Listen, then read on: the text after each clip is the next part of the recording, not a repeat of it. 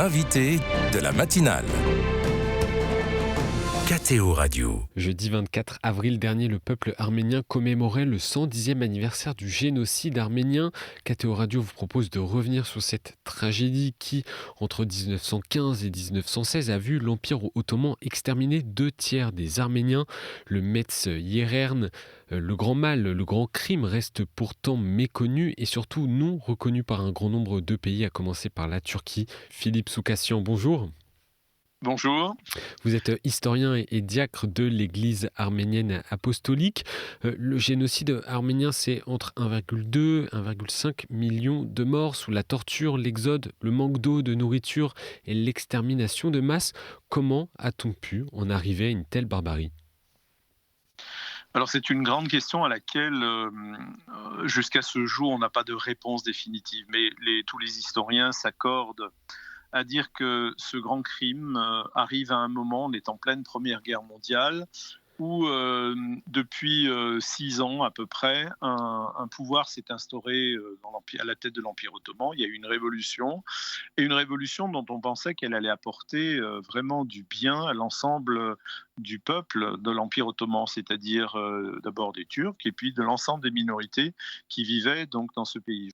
Or, au début de la Première Guerre mondiale, ce parti va prendre une décision, c'est celle d'éradiquer complètement l'élément arménien en particulier, qui est majoritaire dans les régions orientales de l'Empire ottoman, qui constitue ce qu'on appelle, nous les Arméniens, appellent le Yergir, c'est-à-dire le pays, c'est-à-dire le plateau arménien sur lequel, depuis l'Antiquité, la civilisation arménienne s'est développée. Les Arméniens apparaissent à cette époque comme des éléments suspects, d'abord parce que dès l'entrée de la guerre, je vous rappelle que l'Empire ottoman se place dans une alliance aux côtés de l'Allemagne et de l'Autriche. Or, les Arméniens sont non seulement nombreux dans l'Empire ottoman, mais aussi nombreux dans l'Empire russe. Et l'Empire russe est hostile, est en guerre contre l'Empire ottoman. Et donc, il y a là une double suspicion, et je pense que vraiment tous les historiens aujourd'hui s'accordent à dire qu'il y a eu un raidissement. Je vous rappelle que quand même l'Empire ottoman est en pleine décomposition depuis la perte des possessions balkaniques, et que l'Anatolie et l'Arménie, ce que nous appelons l'Arménie occidentale, apparaît comme le dernier carré sur lequel la nation turque va pouvoir pérenniser un État.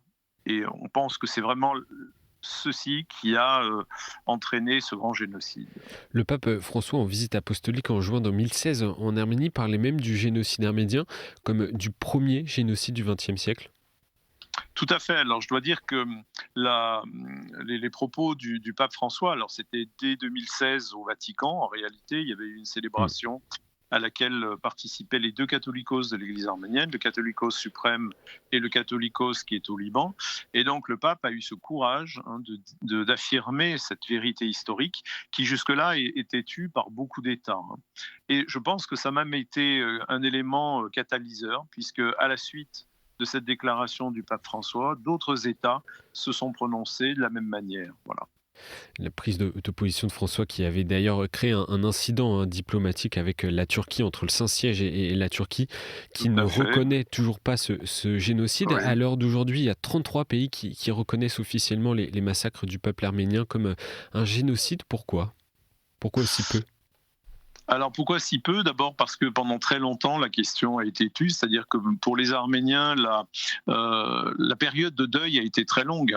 On estime que jusqu'en 1965 le génocide du peuple arménien demeure une affaire interne, c'est-à-dire que il y a des manifestations extrêmement sobres qui sont de l'ordre de la commémoration des offices religieux, mais il n'y a pas de revendication politique, si vous voulez, affirmée au plan international. Or, 1965, c'est un tournant.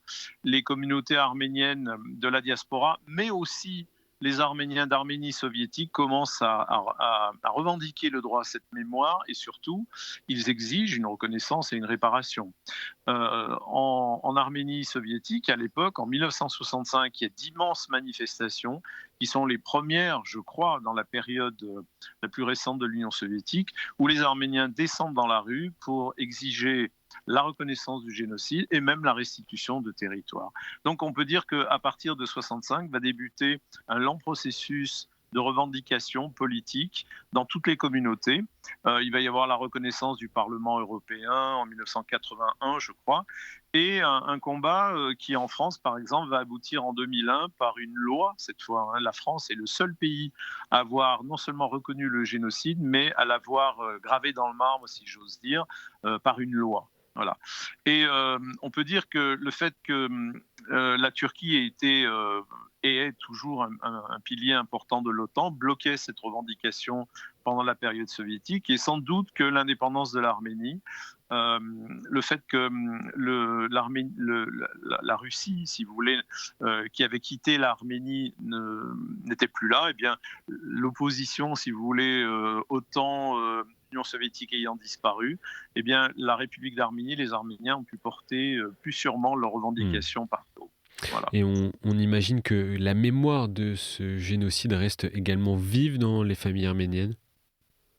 Tout à fait. Alors moi, j'appartiens à la dernière génération qui a côtoyé, qui a été élevée, on va dire, par les survivants de ce génocide. Moi, mes deux grands-parents maternels, par exemple, étaient tous les deux des survivants du génocide qui avaient pratiquement perdu toute leur famille.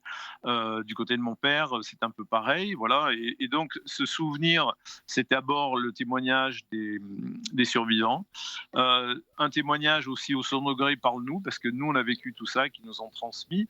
Et puis, il y a un phénomène très intéressant, c'est que depuis une quinzaine d'années, dans beaucoup de familles, mais vraiment beaucoup de familles, on a retrouvé des documents que ces rescapés, qui ne parlaient pas tout le temps, qui n'exprimaient pas l'étendue de l'horreur, qui vous disaient qu'ils avaient vécu des choses terribles, mais qui nous épargnaient, je pense, parce que nous étions enfants, trop de détails. Mais pas tous. Certains, par exemple, moi j'ai une arrière-grand-mère qui nous a raconté les choses terribles, vous voyez, qu'on a du mal à entendre quand on a 10-12 ans.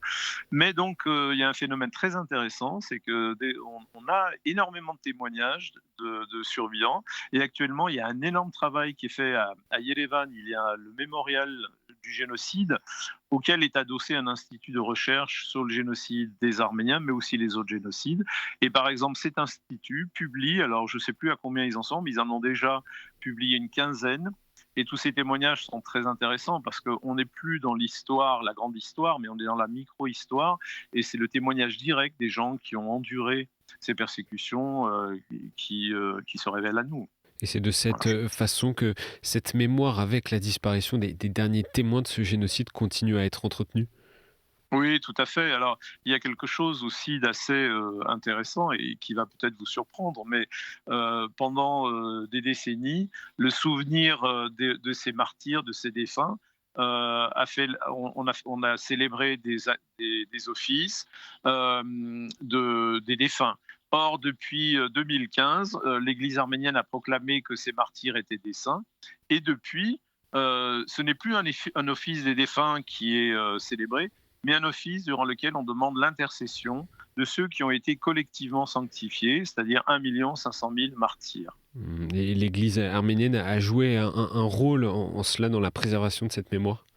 Oui, tout à fait. L'Église a joué un rôle très important. D'abord parce que beaucoup des premiers témoignages, en particulier, je pense à celui de l'évêque Grigori Spalakian, qui a été le premier évêque des Arméniens en France et d'Europe, est un survivant du génocide. Il a le premier publié une somme sur le génocide, donc un témoignage direct, puisque lui a réussi à être sauvé par des Allemands. Il lui parlait parfaitement l'allemand, et des officiers allemands lui ont fait revêtir un uniforme, et il a été sauvé ainsi. Donc il a publié le premier un ouvrage en 1922, je crois, qu'il a intitulé Le Golgotha arménien, dans lequel donc il raconte tout ce qu'il a vu, et tous les témoignages des gens qui lui ont rapporté leur déportation. Cet homme, par exemple, a été cité en témoin à Berlin. En 1921, un jeune Arménien rescapé du génocide, orphelin, exécute le principal responsable du génocide, qui était le ministre de l'Intérieur, Talat Pacha, qui avait fui l'Empire ottoman et qui s'était réfugié en Allemagne, puisque l'Allemagne était leur allié. Eh bien, Tehlerian, donc Soroman Tehlerian, exécute Talat Pacha dans une rue de Berlin. Il est jugé, reconnu coupable, mais acquitté. Et Monseigneur Balakian a été un des témoins principaux, et je pense que son témoignage, par exemple, a beaucoup compté. Et donc, il faut savoir aussi que plus de 2000 prêtres, des moniales, des moines arméniens, qu'ils soient apostoliques, catholiques, mais aussi des prédicateurs et des pasteurs protestants, sont tombés durant ce génocide. Philippe Soukassian, en 2020, la guerre au Haut-Karabakh menée par l'Azerbaïdjan, grâce au soutien de la Turquie, a permis l'annexion de cette région arménienne, entraînant l'exode des Arméniens qui vivaient sur place, la destruction de leur patrimoine également. Comment cette nouvelle guerre a été vécue dans le pays ? Alors c'est un très très grand traumatisme. Alors si vous allez à Yerevan, tout près de la colline sur laquelle se trouve le mémorial du génocide, vous avez le panthéon des soldats qui sont tombés durant cette guerre. Plus de 4000 jeunes Arméniens sont tombés durant ces combats, qui sont faits en 2 phases, en 2020 puis en 2023-24. C'est un drame absolu pour nous parce que ce sont des choses que notre génération pensait ne pas connaître.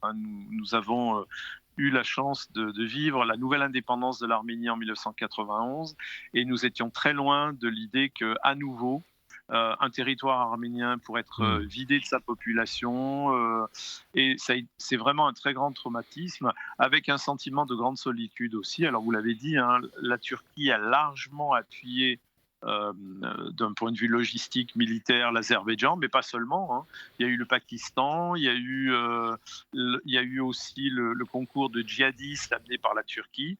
Et puis, malheureusement, tous ces jeunes gens, la majorité de ces jeunes gens sont tombés sous des armes livrées par l'État d'Israël, ce qui est quand même le paradoxe absolu, puisque c'est le deuxième peuple qui a connu un génocide au XXe siècle. Voilà. Et pour nous, c'est vraiment quelque chose d'assez effroyable, et ça a été vécu comme un très très grand moment de solitude. La Russie a ouvertement lâché les Arméniens, et malheureusement, personne n'a pu intervenir militairement pour empêcher cette nouvelle catastrophe. Et je voudrais vous poser une dernière question, Philippe Soukassian, pour conclure cette interview et revenir déjà sur le voyage du pape François en Arménie. On en parlait, le souverain pontife invitait aussi à prendre le chemin du pardon, de la réconciliation. Comment un tel chemin est-il envisageable aujourd'hui ? Alors moi, j'ai cette très belle image du pape François et du catholicos de tous les Arméniens qui, depuis le monastère de Khorvirab, qui est un haut lieu, si vous voulez, de l'histoire de la christianisation de l'Arménie, ont lancé 2 colombes blanches en direction de la Turquie. Personnellement, je suis extrêmement réservé sur ce que pourrait faire la Turquie en ce sens. Tout récemment, Erdogan a publié à nouveau un message de condoléances en disant qu'il y avait eu des massacres de part et d'autre, ce qui est complètement, quand même, très hallucinant comme position. Le pardon appartient aux victimes, c'est-à-dire c'est les victimes qui devraient l'accorder le pardon, et encore faudrait-il que les bourreaux demandent pardon. Or, à ce jour, il n'y a pas de démarche dans ce sens. Voilà ce que je peux vous répondre. Merci Philippe Soukassian, historien et diacre de l'Église arménienne apostolique. Pour en apprendre davantage pour les auditeurs qui sont intéressés sur le génocide arménien, invité à mentionner 2 livres, notamment le dernier ouvrage de Raymond Kevorkian, Parachever le génocide aux éditions Odile Jacob, ou encore du génocide des Arméniens à la Shoah sous la direction du professeur Gérard Dédéian aux éditions Priva. Encore merci d'avoir été avec nous ce matin. Je vous remercie. Merci. De nous avoir accordé ce temps aussi.